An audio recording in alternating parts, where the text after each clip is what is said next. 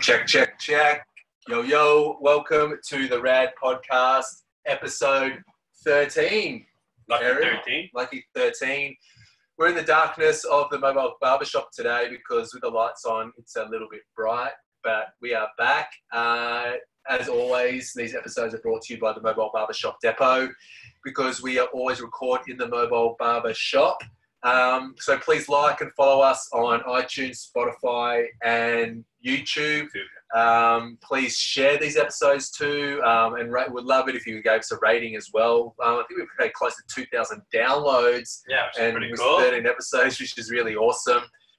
So today we're meant to be interviewing my ex-wife, Ange. We're going to be talking about our relationship and our conscious uncoupling, but our daughter, Harper, has come down with hand, foot, and mouth. I was actually very excited all week for this, and then he rings me yesterday going, "Hey, mate," as soon as I seen his name on my phone come up, I'm like, "Oh, here we go. It's going to be about tomorrow." I just had this feeling, and sure enough, it had to be cancelled. So we're going to do my interview. I know everyone's been looking forward to that. We're going to do that next Friday instead, or maybe a little bit earlier. But today, Eric and I wanted to keep the momentum happening, and we wanted to talk about my transition from being married to being a single dad of daughters. Eric thought that would be really interesting for people to hear that journey, and as a good interlude as well to next week's episode. Yeah, I think it'll be very interesting. It's something that I've been thinking about myself, just like obviously That's thinking breaking about up. you. No, not breaking up, but just thinking about you a lot. To be quite honest with you, we catch up quite regularly, and he fills me in on how he's been doing and how he's been feeling and how he's moving forward with his new life, basically, isn't it? Like it's a different, it's a kind of a different path, and then I think to myself sometimes like, shit, what if that happened to me? How would I cope? How would I deal with it? And I take my hat off to Hugh because of a lot of the work that he's been doing, a lot of the self-development, journaling every day and meditating and stretching and just the focus. Like, honestly, man, like I think to myself, I need to do that. I need to do that, and you get quite inspired by guys like Hugh, when he posts that he's been doing it for, 100 and something days straight, every day, which is pretty cool. So I just want to touch base a little bit more just on... So ask me anything, man. Yeah. So basically, just obviously you guys knew about what was happening for a little bit, I guess, I'm assuming, and now that it was done. And what was it like the day after the communication between yourselves that you knew, okay, that was it? Like, what did you do? Like, did you try and keep busy? Did you think about it? Did you cry? Did it even hit you yet? No, not really. I think like Ange and I had been, if you know our story, she was hired by my mum. I told you that story. Yeah, that's the best. So my mum I used to have these clothing shops in Surfers Paradise, and mum, being Filipino, was super proud, obviously, of me. Not because any mum's proud of their kids, right? But I think with an Asian mum with a youngest son, so they always put them on a pedestal. Anyway, I won this 50 Best Dressed Gold Coast 50 Best Dressed Award. And anyway, there was a big write-up in the local paper with a big picture of me. So mum cut it out of the paper, had it laminated, and used to stick it on the storeroom door, like at the back. And when girls used to come in, mum used to pull this laminated picture of me with a write-up on me. This is my son. This is my son. He owns the store. He's a lawyer, he's an accountant, he goes to shopping. Basically, Hugh's mom invented Tinder without knowing it. Yeah, so pretty much, mate. So wow. Anyway, so Ange, she goes, look, cut a long story short, you've heard this story before if you're a long-time listener, but she ended up hiring Ange, and Ange goes, yeah, I'd like to work for this guy. So she started working there. I started working at the shop, and then I was in a relationship at the time, and you know, as you do when you're in close proximity to people within your work environment, you build up a relationship with them. And then I ended up dating Ange, and that was for about 7 years. And then we got married 7 years later. So we're together for sort of nearly 15 years, right? Correct. So that's a long time. So it's a long time. So just a little bit of backstory on us. And then in terms of, as you all know, then I sort of, you know, was working for many, many years, both in the law firm and then in the boating industry. And then I decided in 2016 to give it all away and become a full-time father and look after the kids while Ange built an amazing business, which she's built. So this is I'm coming up to answer your question. So just giving people a bit of a background. So I was a stay-at-home dad for 2 years, and Ange pretty much did all the heavy lifting, did the work. I obviously worked in the background with her to build the business that she has now made, and it's been a pretty amazing journey in that respect. And then it comes a time in a relationship, I think in any relationship where you with young kids in the fold, Eric, and you know this as well, you start to lose that, the intimacy and the spark, right? Yeah. And I think that a lot of people try to deny it or move past it or not talk about it. And I think it all comes down to the regularity of intimacy and having sex with a partner. Right. I think, you know, you talk to a lot of people and you go, oh, I haven't had sex with my wife for a couple of months or whatever. I'm like, what the fuck is that? Yes. You know what I mean? Like, I don't get it. And like, but I get it. I don't get it, but I get it. And you go through life and people just become your best friend. Yeah.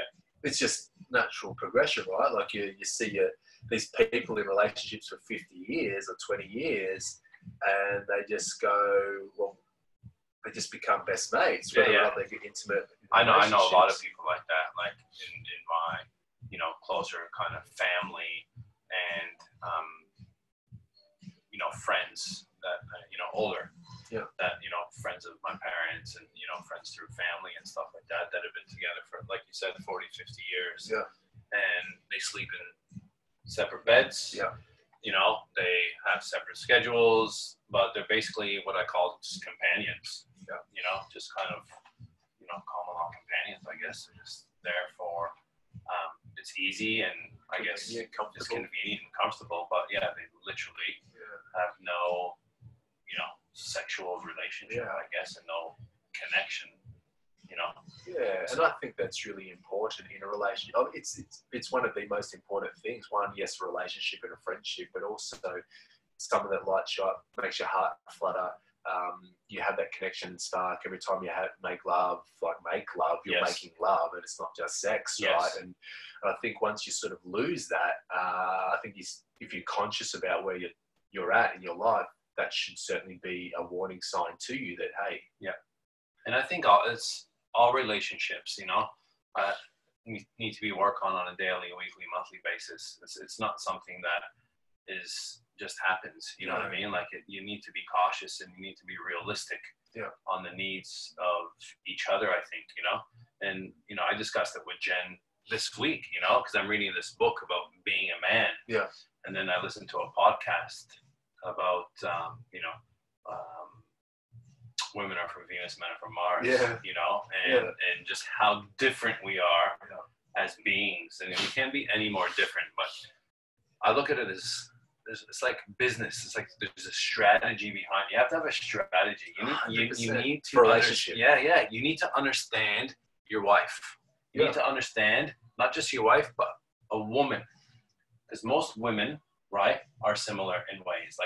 Like a woman and a man are very, very different. They are equal. Like in the book that I'm reading, right? They say that we're equal. Of course, we're equal, but we will never be the same. Yeah. You know, like a man and a woman will never be the same because we are such different types of beings. And I think it's one of those things that you need to study how a woman thinks, what a woman wants, why a woman needs certain things and a man needs certain things, why I think a certain way and Jen thinks a certain way, why you think a certain way and Ange thinks a certain way, or a future partner thinks a certain way. And everybody's different, right? Some women are more masculine than other women. Some are a lot more feminine you know, a lot more needy. So, and this is what I mean. It's like you need to study about the woman and the woman about the man. Yeah. And then you need to study your partner as well. And it's an ongoing thing because people change with time, you know, and grow. You throw kids in the mix, it's next level. You know what I mean? Like you got to basically plan. You have to actually plan your days. You got to plan your weeks. You know what I mean? Sometimes you even have to plan sex, as weird as that sounds, but you have to make it a priority. It has to be there. Yeah, 100%. And I think that's what people miss out on is that, and it all comes back to communication as well. Everything you're saying, like you got to be openly communicate with your partner, and because you'll notice that if how do all fights or arguments normally begin is because you haven't brought something up that should have been brought up a couple of weeks ago. You should have communicated it early enough. You should have identified it, spoken about it, rather than let it fester. Yeah, a lot of people are living sedated. Yes, right? Like they take their feelings, they lie to themselves, and then they take it and they put it in this little box and they put it deep down in their gut somewhere in the back of their subconscious mind and think it's going to go away. And I've been talking to this with another friend at the moment that's having dramas with another friend of his, and I'm like, yeah, because you guys just don't communicate, and then you don't talk for a month. You think everything's going to be fine when you guys meet again, and then 6 months later, shit hits the fan again. And it's the same thing. Communicating is number one. 100%. I think not only communicating too, like it's always, if you have a thought about a certain situation that's happening in a relationship, more often than not, it's just your own thought, your own story. You're telling yourself. So everyone tells themselves a story about a certain situation. So for example, like your wife is ignoring you or doesn't want to sleep with you or, you know, or something like that. So you've built this story up in your mind of what that could be. It could be, oh, she having an affair. Have I done something wrong? Or, you know, is there something troubling that's happening in the relationship? But that's just a story. So what you do to get out of that story, which is fictional, is you go and ask your partner, hey, what's up? I noticed that you're feeling this way. You are you're avoiding me. You're not talking to me. Is everything okay? And they're like, women are like, no, everything's fine. Everything's fine. Everything's fine.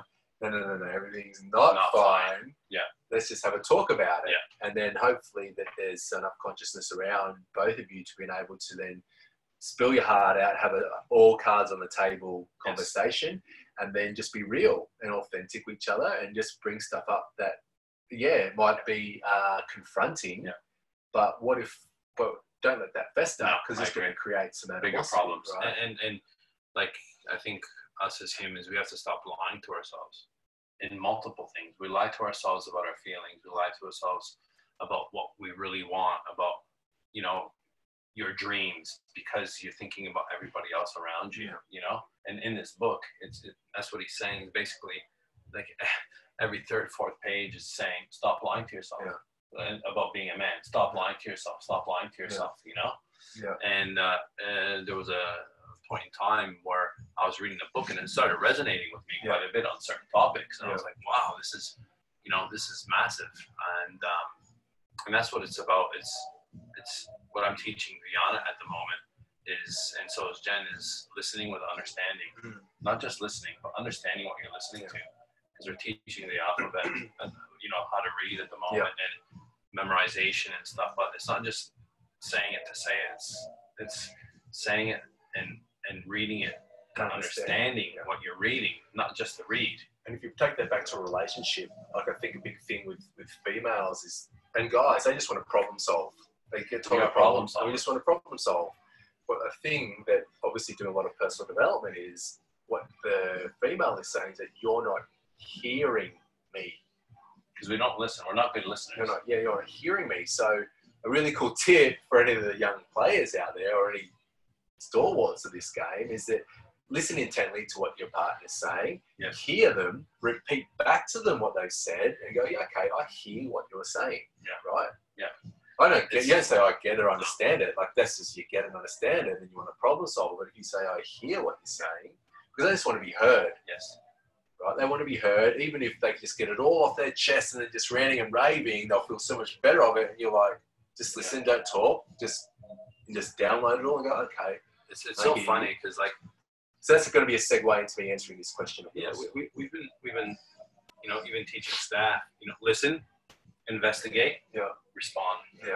And basically what that is listening with understanding. Yeah.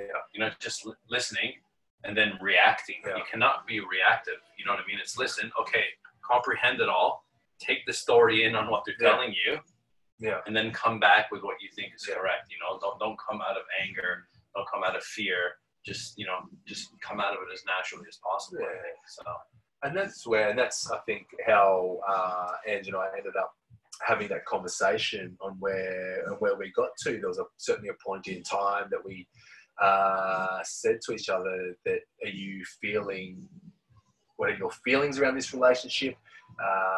That sort of developed into, are you still in love with me? Do you still love me? Are you attracted to me? Is this working? And all these things came up. And then that's what started the conversation around a possible separation.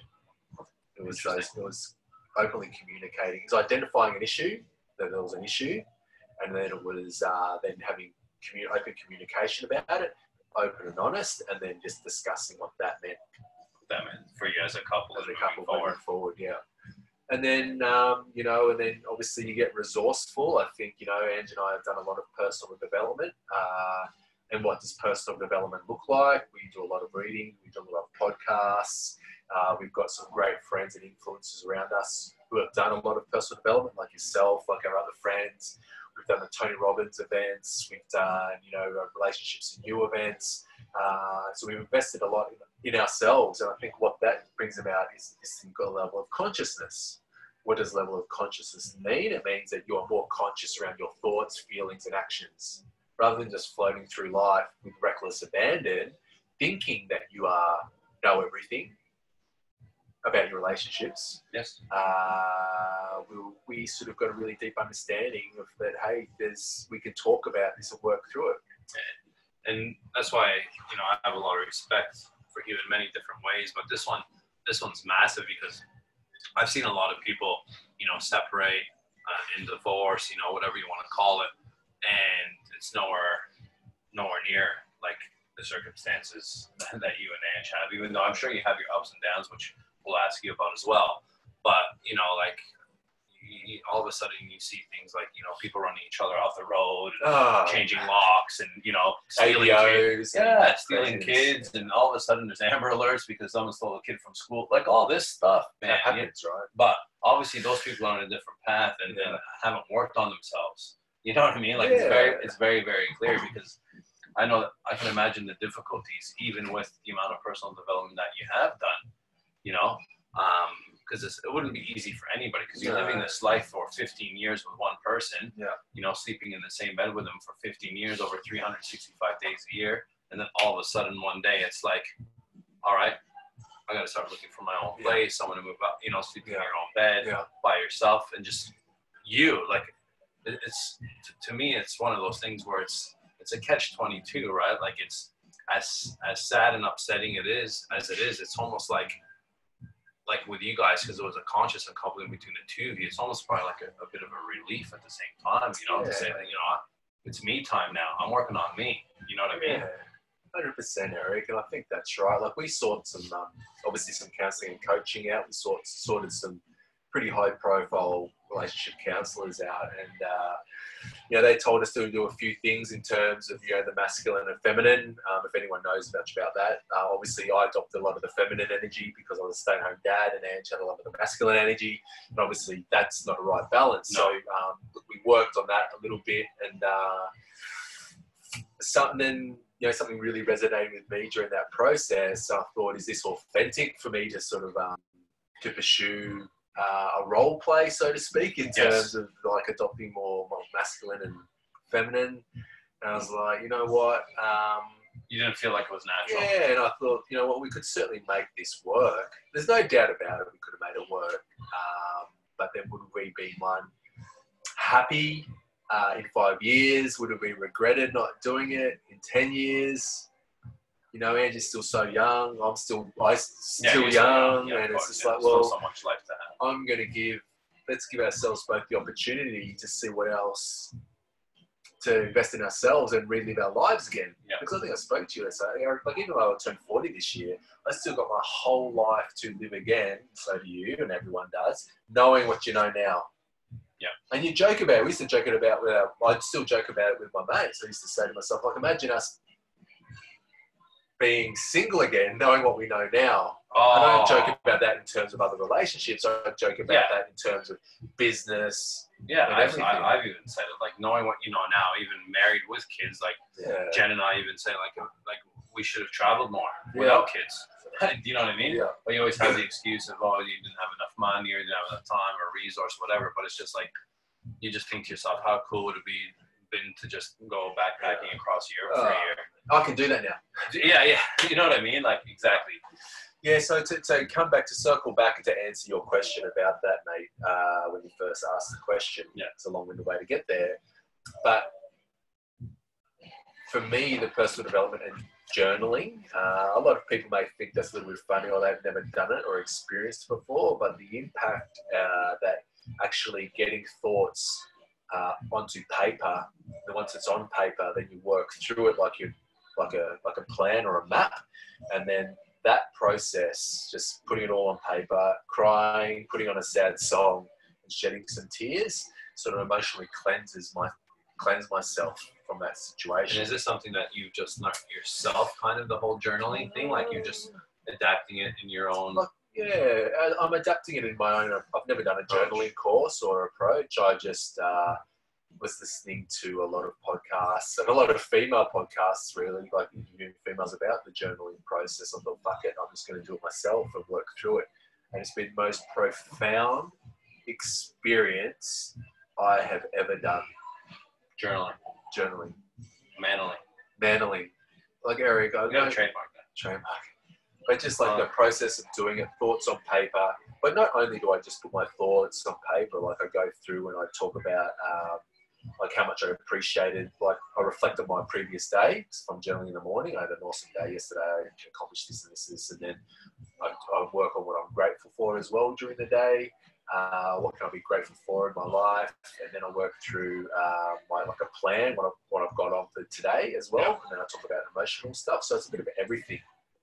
I don't need to fill up an A4 page, but that's it. But how quickly you can fill up an A4 page once you start writing is pretty amazing. Yeah. But that's what's really helped me get through this moment to where I am now is meditating, journaling, and having people to talk to. Yeah. And I think like you were the first guy I spoke to about it. Yeah. And the stuff that we spoke about in that conversation has actually transpired, which is really funny. I think what has happened, like you're going to trust your gut.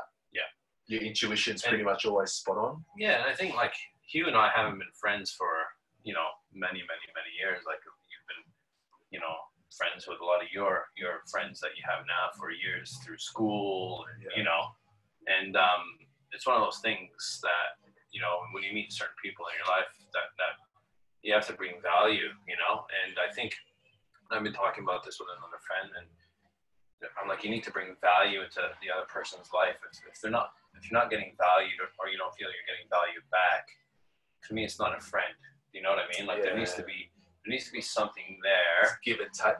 It is give and take. Yeah, and that's like take and take. Yeah, like it's that's very important because back in the day, it was all about who had the most friends. Oh, you're the coolest because you got the most likes or you've got the most friends on Facebook or the most.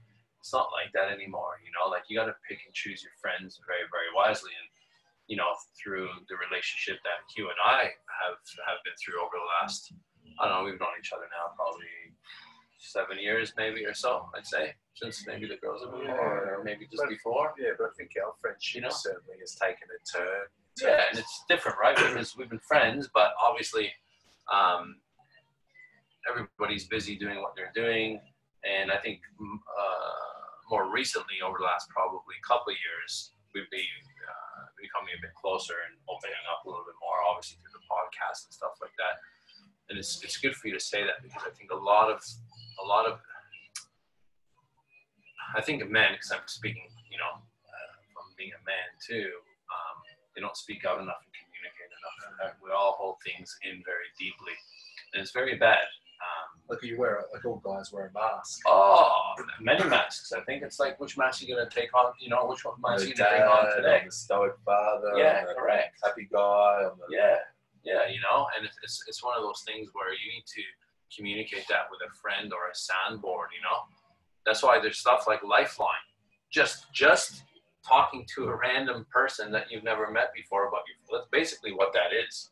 You know what I mean? Because a lot of people do not have sisters, brothers, friendships. You know, they've lost everything, and here we are with, you know, abundant in people that we can talk to and be around. But I think you got to be strategic on who you do surround yourself with and what you do tell certain people, because there's a big level of trust that gets built here as well. Because at the same time, Hugh's ex-partner Ange and my wife are very good friends. So it's not like Hugh and I are friends and his partner's out of the picture and I don't know who she is, and like she's still there, you know what I mean? Which is great because, you know, I love Ange too and I think she's a great person, but it's just, there's a different dynamic thrown in the mix, you know? So it's interesting, you know, because a lot of people from the outside in, you know, would have been surprised, right? I think everyone was surprised. Right? It's not like people were like, oh yeah, I seen that coming. No, everyone was caught by surprise, maybe even blindsided by it. They were both held to be the like the trophy couple, right? Both in the health and wellness industry, both super successful, beautiful family, beautiful kids, and then this comes out of left field. But I think what it shows people is it's real. It's real. You can definitely separate and be the best of friends. Like people just can't get their head around that we're still mates. And I think that we could not have done it any other way. Like when I talk about it to certain people that know you guys mutually, they still kind of like, what do you mean? Like they still tell their friends or this or that. I'm like, man, like that's how far they've come. And it goes to show you how far you guys are along that personal development track, I guess. You know, it's just you've been educated that much more, and that's like basically, you know, talking to a person that's in grade 2 to someone that's graduated university, man. Yeah, like relationship wise, 100%. You know what I mean? Like that's kind of the different levels that a lot of different people are in relationships, in communication, and knowing exactly what they want and their own true feelings, because we go knowing what you want. Knowing what you want, yeah. I think that is where you want to get to in life. Know what you want and then go and do it. I'm not telling everyone to separate. People shouldn't. One, you should work through it. You should communicate. Yes, of course. But if there comes a point in time where you're both, your heart's both not in it, what's the point of staying in something? Yeah. Like there is no point, mate. No, I agree. You know, and I think just do it for the kids. You know, just do it for the kids, but it's worse. It's worse. So my parents, actually worse. Dad did that for me. He said, I was staying in the relationship for you guys until you finish school. Reflecting back on it now, he should have done. My mum and dad should have separated a long time ago. Not when my sister and I were adults. And that's the same thing that Ange and I were discussing. Like, well, isn't it better off doing it now rather than in 10 years' time when the kids are a little bit older? And that's when it affects the kids. Yeah. Now they're going to grow up like it's the normal thing. They're so loved.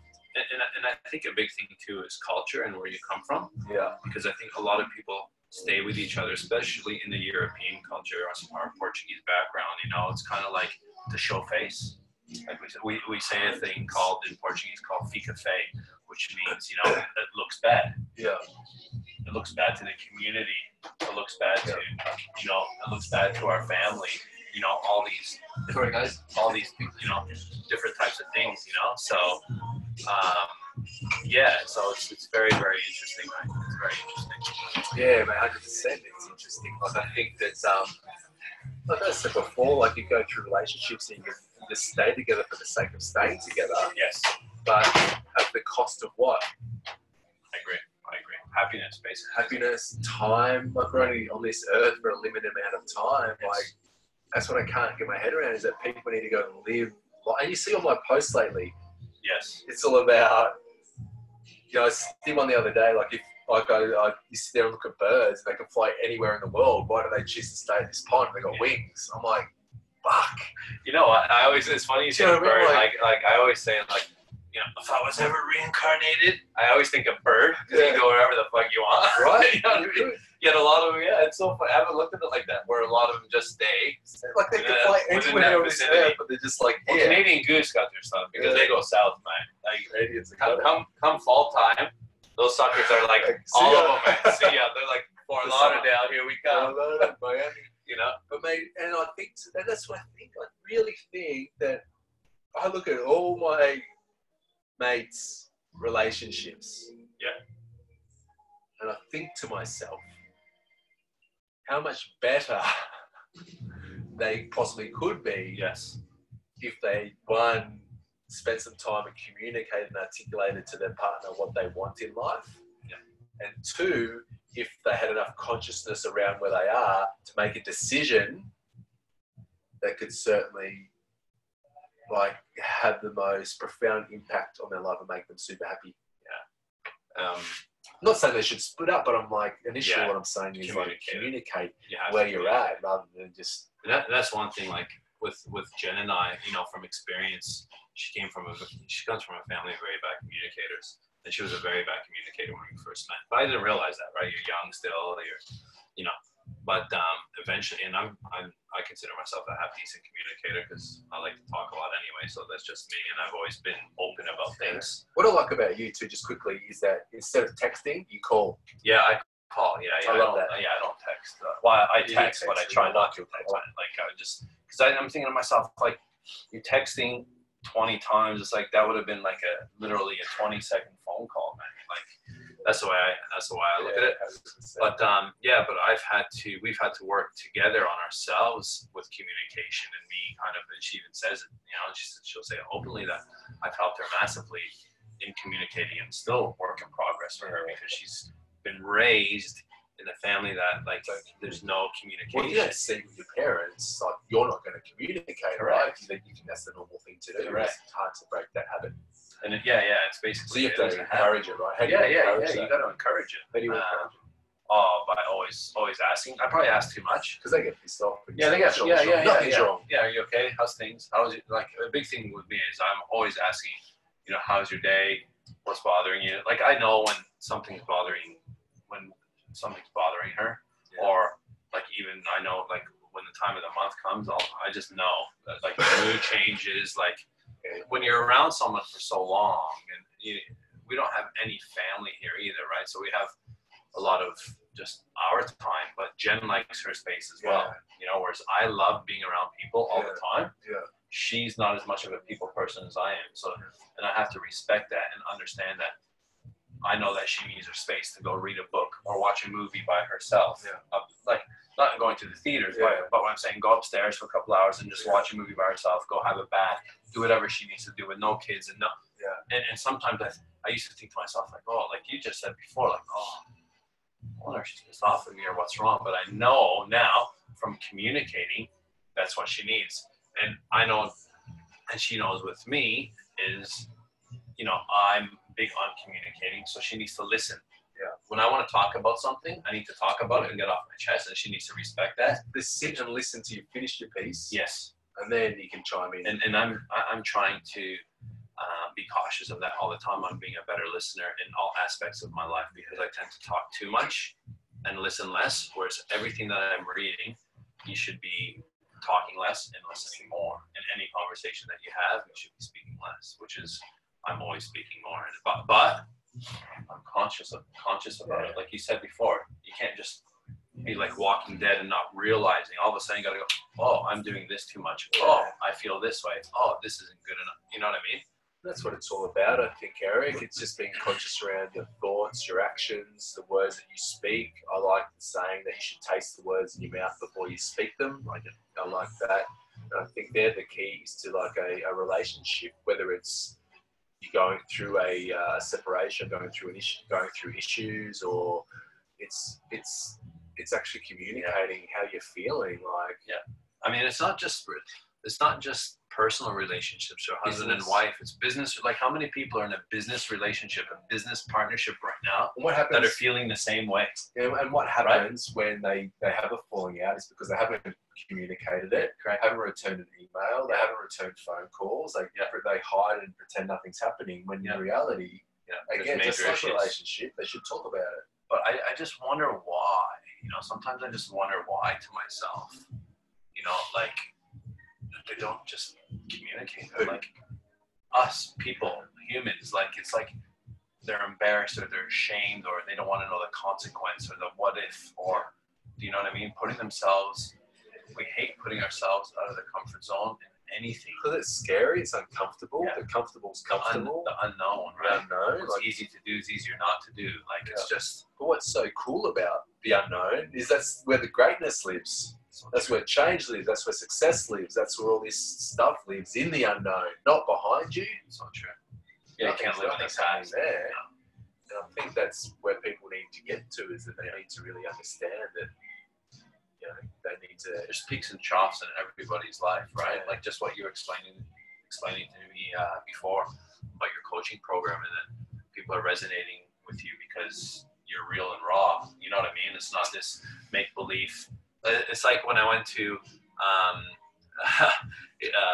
listen to Gary Vee speak last year in Brisbane, and he goes, "All right, so all the 25-year-old life coaches, can you stand up?" You know, few of them stand up, thinking, you know. He goes, "Get the fuck out! You guys don't have any life experience to be a life coach." You know. Yeah. And there's so much of that now, right? Everyone's so much noise. There's so much noise in the market. I'm an expert at this. I'm an expert at that. Yet they're 21 years old and have no life experience. You know, they've never lost money. They've never lost a business. They've never been pushed up against the wall. They haven't lost a relationship. They haven't, you know, had kids. Yeah. They haven't like just these life experiences that come, you know, day in, day out. I think is massive, and I think that's why. Your coaching program is becoming a success and will be even more because it's real. You're a real person with a real background that's went from, you know, that has had peaks and troughs. That is a solicitor background that can go right now and earn hundreds of thousands of dollars in a solicitor job, but instead you're concentrating on a dream of yours and washing cars a couple days a week. Like this is how real it is. Do you know what I mean? Like. And more and more people will resonate. And the podcast I listened to on the way here, the girl, the question that was asked to the girl that was being interviewed was this: give us your tips on growing your social media account, your Instagram in particular. And she said, show your face. Show your real face, she said. Right? And what that means is, you know, this is my real face. You know, this is my shitty hair. This is, you know what I mean? Like, this is me with no glasses, with my fucking glass marks on my nose. You know what I mean? Like they don't want to see the perfect.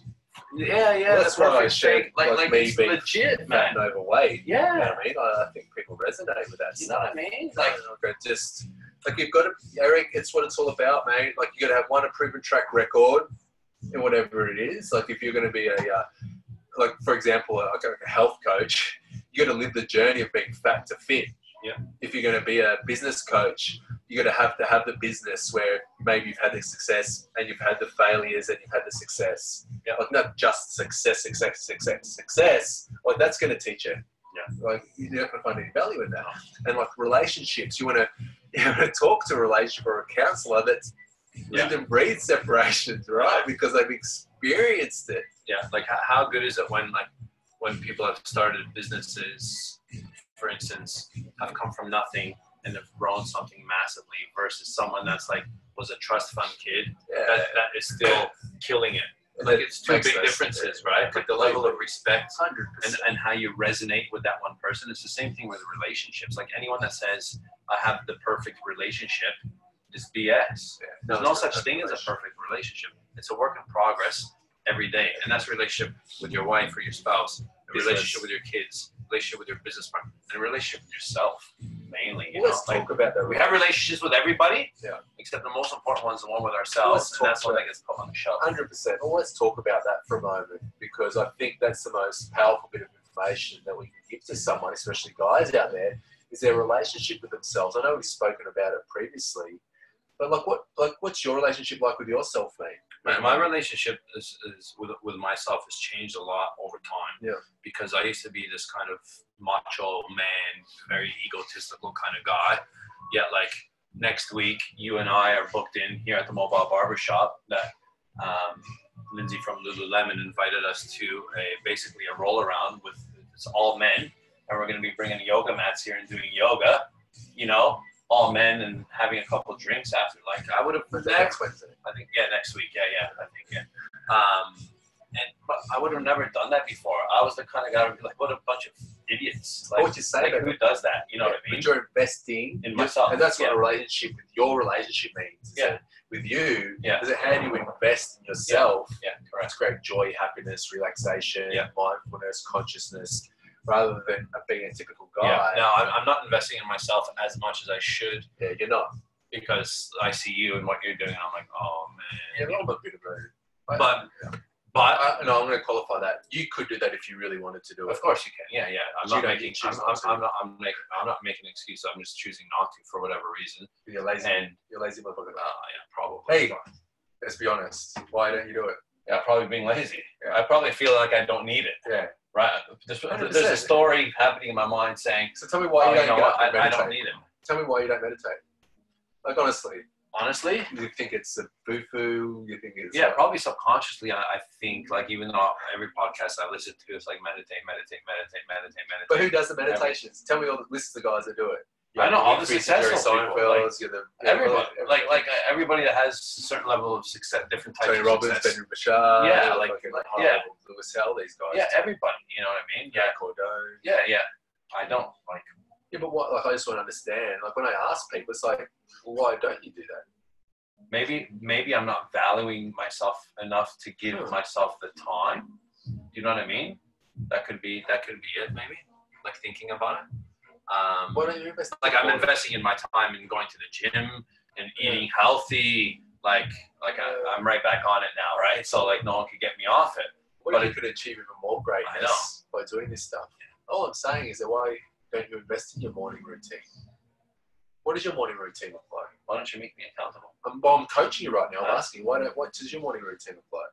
My morning routine, I wake up. At what time? Between 5 and 6 o'clock. And what happens between 5 and 6? What do you Basically, I wake up. One of the kids for the last couple months now are usually in our bed at some point in time at night, which is, we need to change that as well.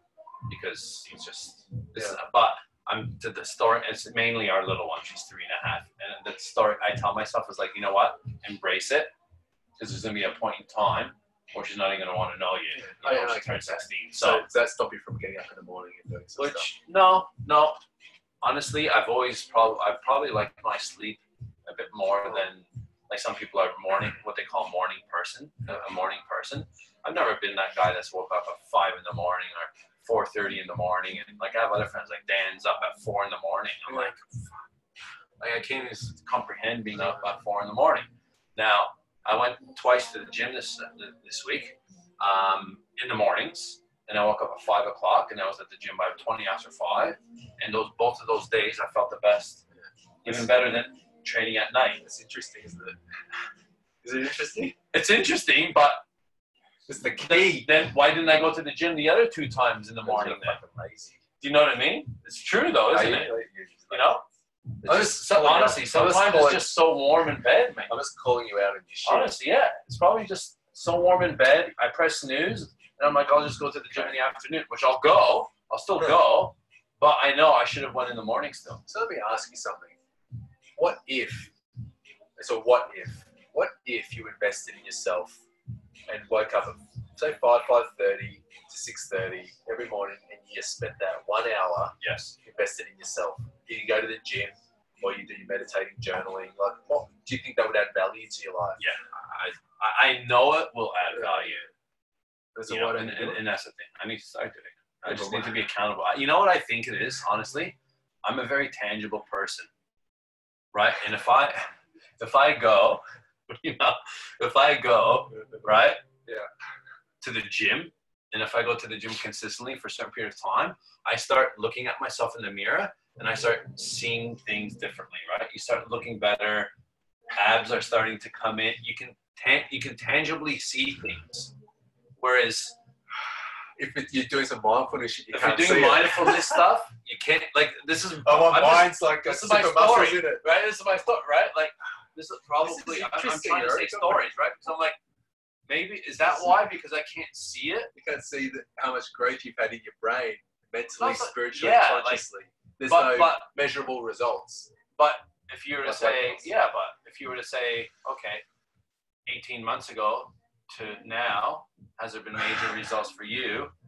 Like, obviously there has been. Initially, it was really difficult, mate. People message me every day. Okay, let me ask you. Meditating. How did you get into the routine and say, you know what? I'm going to spend an hour a day in the morning meditating. Not even an hour, whatever it is. 10 minutes stretching, 15 minutes journaling, 15 minutes meditating. Let's call it 45 minutes, okay?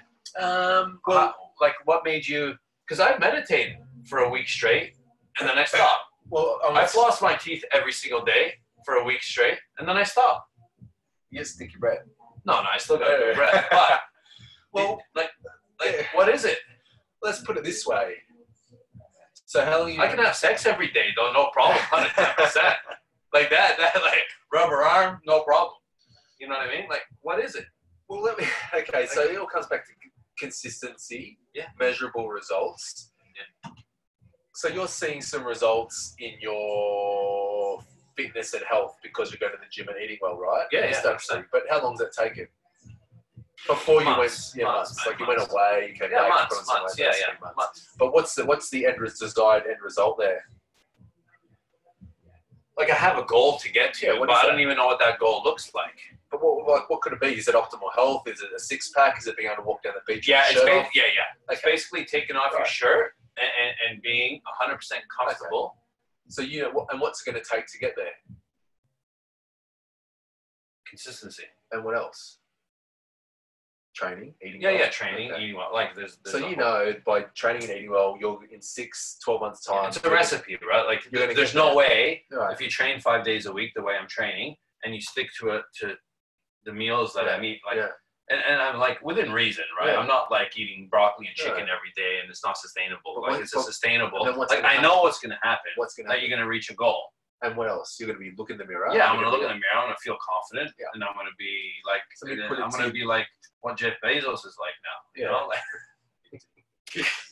And then, so okay, let me put it this way: what if you invested in your mindfulness, consciousness, in your spirituality by meditating and journaling in the morning? Just adding those two things. To be reckoned with. Yeah, just adding those two things into your morning routine. Yes. Say 20 minutes, 10-minute meditation, 10-minute journal. Yeah.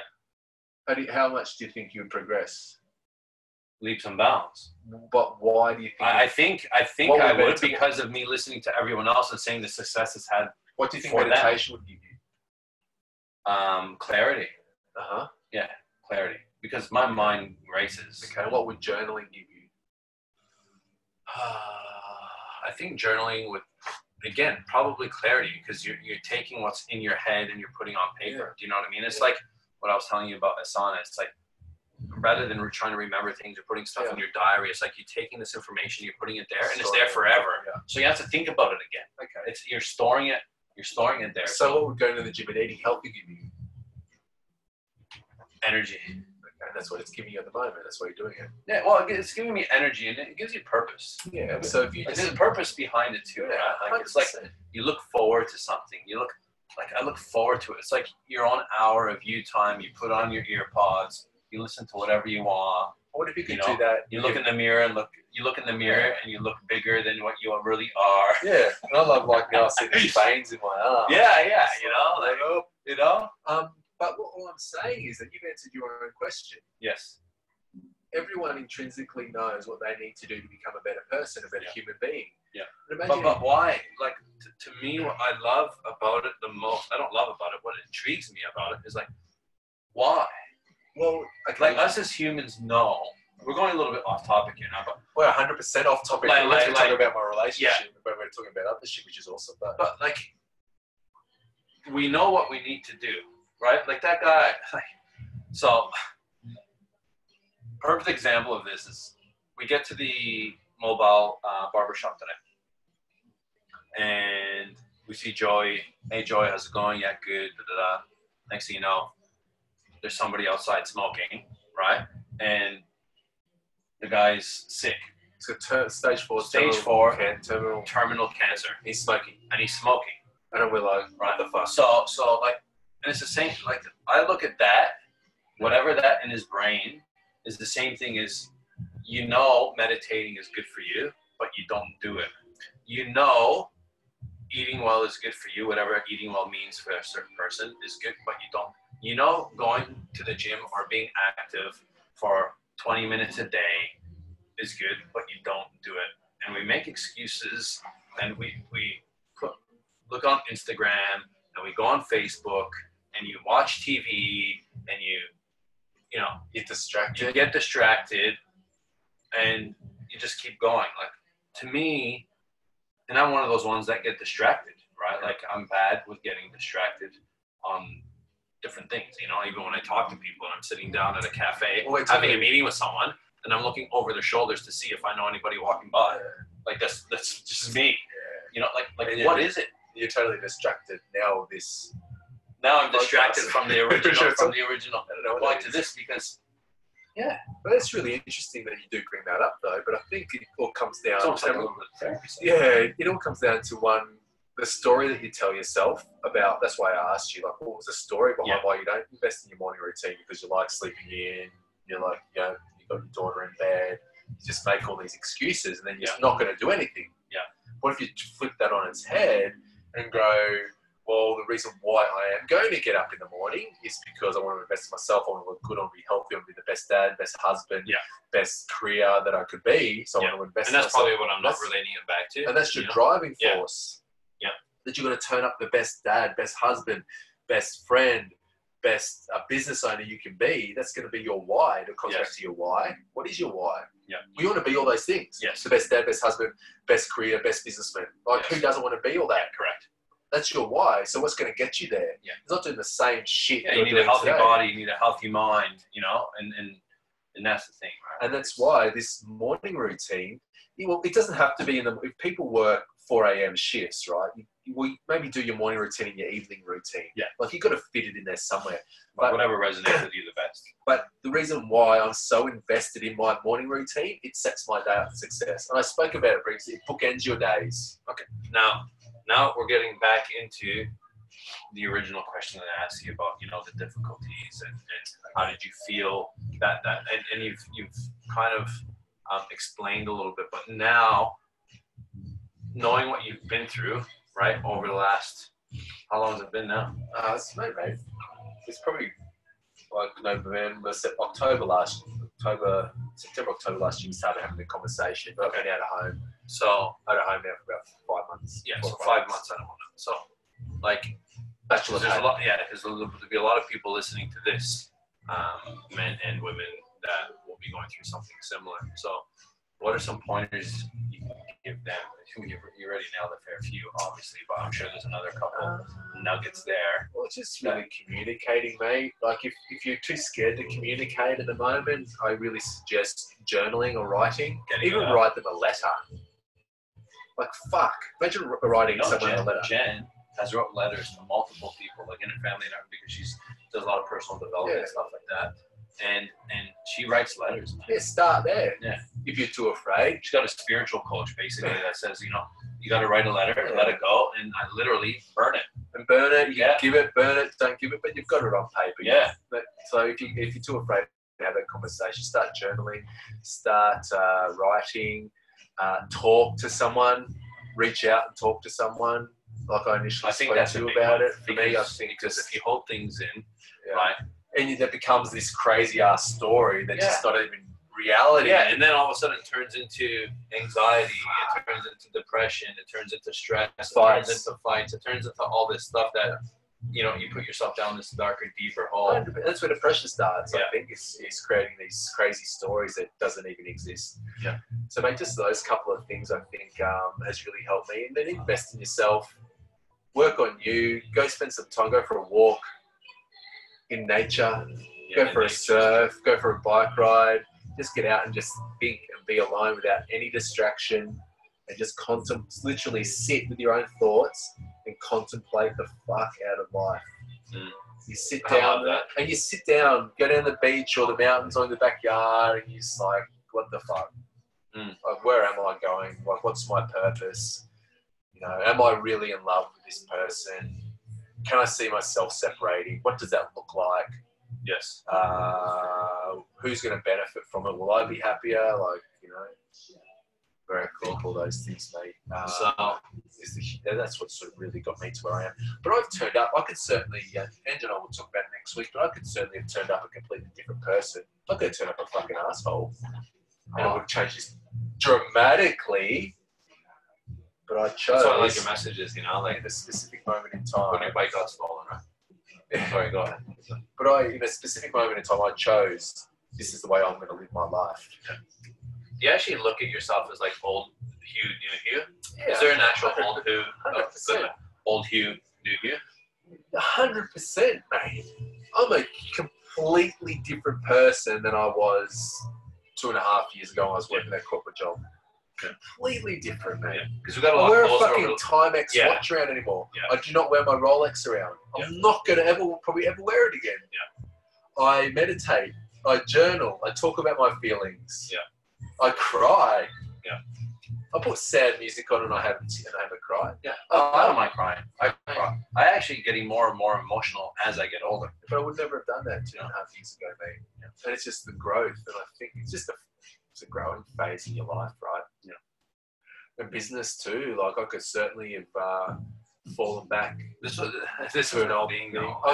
Called you the other day. Yeah, and I was like, fuck, Eric, everyone's pressuring me to get a job. But what people don't see is like the work that's done behind the scenes. Like, fair enough, you know what I mean? Like, again, like you can easily go and get a job in a law firm, and everyone knows you can make big money, but you're selling yourself to that lifestyle. But like then that day, all this stuff started resonating with me, and then things were coming up on my feed, and I was just listening to reading a book or a podcast, and I was sending you stuff, right? Yeah, you said Grant Cardone. Grant Cardone, yeah. So which Adam's the one that said, listen, you know, have a listen to his his story, and I was just like, that's so sick, man. Like, how good is it? Yeah, then boom, you know. So I did certainly have my moments. I had my moments every single day where I second guess what I'm doing. Like I'm creating again, like I'm building again. I'm in this building phase of my life, and mate, I want that success now, but it's not going to happen. No, but this like nails it for surrounding yourself with people, you know, that will bring you up. You know, like if you surround yourself with those people every day that said, what are you doing? What are you doing? What are you doing? Do this, go there. Why are you doing that? That's a waste of time. Come on. What do you mean?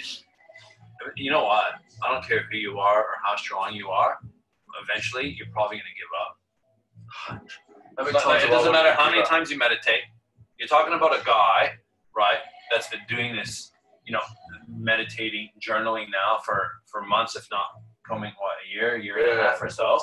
That like we caught up a few days ago with the kids, and he was explaining to me how he's been feeling and basically what people are telling him, and I can tell in his voice that like I was going to give up. Yeah, I can tell in your voice that you were just like beaten down, and that's why I was like, no, man, just keep pushing. You know, if you got to do something else for a little bit, do something else for a little bit, but don't give up. Don't give up. So don't give up. Yeah, you know, give up. Send some motivational stuff, some inspiring stuff. And then what happened the next day? I get in the same. Got back into action. Yeah, I get in the same thing. You know what I mean? Like, if you just to clarify that for me for giving up, it wasn't. No. It was getting a job, a full-time job. Yeah. I was not giving up because, like, how tempting would it be? You're a solicitor. You've done all these years of university, right? You have friends that own, you know, law firms. Yeah. Like, it's not like, oh, I got to go apply for a job. It's like, hey, bro, can you please come work for me and I'll pay you hundreds of thousands of dollars to run this department. Like tomorrow. Like that. Boom, done. That's easy. You know what I mean? But that's what 99% of the people will do. Now, I really appreciate that, mate, that conversation last week, because it certainly helped me push. Like, even I get that stage where I think, fuck, well, what am I doing? Am I really doing it? Like, I'm always second guessing. But then what happened as a result of it? Yeah. I'm starting to create some fucking magic. Yeah, some good stuff there, man. emotions. Yeah, but mate, like I think it's been awesome. Hopefully people got some good value out of this today. I know we took a big that's what the I think it was supposed to happen that way because next week's going to be a pretty heavy one as long as nobody gets sick and everybody's healthy. You know, I think next week's going to be pretty there's going to be a lot of looking forward to that's going to be there'll be some tears, there'll be some laughs. But there was still some good value that I think will be brought to the audience, definitely just in regards to a bit of, you know, the stuff that you've been doing to help. Because I think whether you're going through separation or divorce or whether you're getting bashed by people to say, what are you doing? You should, you know, go do this because you're not making money and you can make way more money doing this, but they're not seeing what you're doing on, you know, in behind the scenes and whatnot. Like it all resonates the same. It's the same, but different. It's different situations, but you got to do the same thing. You know what I mean? Yeah. It's the same work. On you. Like, it doesn't matter. Yeah. It's like me. Like, it resonates with me now. Like, I need to pull my finger out and meditate and journal and just do it. You know what I mean? Yeah. Just do it. And this goes for everybody listening. Just do it as well. Do it with me. Make each other accountable. You know, let's make each other accountable. Like, I'm sitting here saying now I'm back at the gym, back healthy, back in my regime, you know, since I've been back from the trip and just let's do it. You know what I mean? Like, Hugh's already doing it. So he's, you know, let's catch up. That's what I say, you know, because we'll only better ourselves, right? What do you got to lose? Fucking nothing. But what do you got to gain? Yeah. Everything. Yeah, and be real. Yeah. That's what I love today about listening to that podcast earlier is, you know, people want to see your real face. Yeah. You know what I mean? That's real. Now I'm up on my shoulder from doing too many clean and jerks. Yeah, that's good. Clean and jerks. All right, guys. Thank you very much, brother. Always a pleasure. Next week's going to be fun. Tune in.